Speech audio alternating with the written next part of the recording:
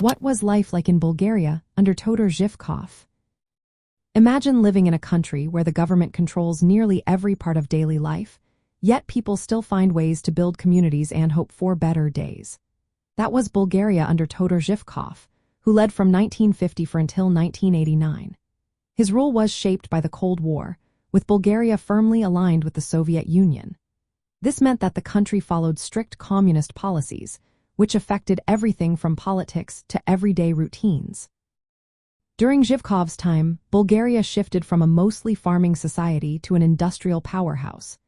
In the late 1940s, about 80% of Bulgarians worked on farms. By the late 1980s, fewer than 20% farmed, and most people worked in factories or services. The government pushed for modernization, focusing on science, technology, and skilled labor to support factories and infrastructure. This created new jobs and improved living standards for many. Politically, life was tightly controlled. The Bulgarian Communist Party was the only legal political group, and dissent was not tolerated. Zhivkov managed to stay in power even after a failed coup attempt in 1965, which showed how much control he had. The government followed Soviet policies closely, including collectivizing farms and aligning foreign policy with Moscow. This meant Bulgaria was part of the Soviet bloc during the Cold War. Despite the strict rules, Bulgarians enjoyed some stability. The government prioritized education, health care, and social welfare.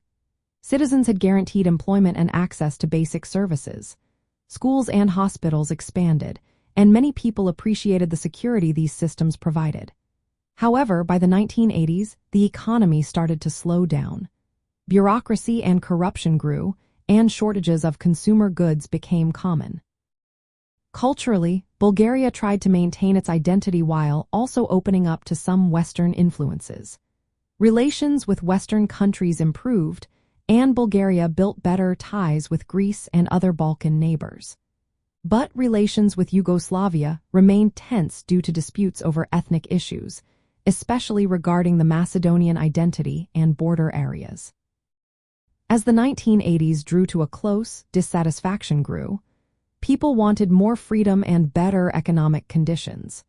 Zhivkov refused to change, and this led to his forced resignation in 1989.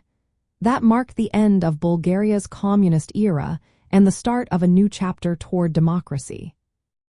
From a regional view, Zhivkov's Bulgaria was a clear example of how Cold War tensions shaped Southeast European countries, balancing Soviet influence with their own national interests.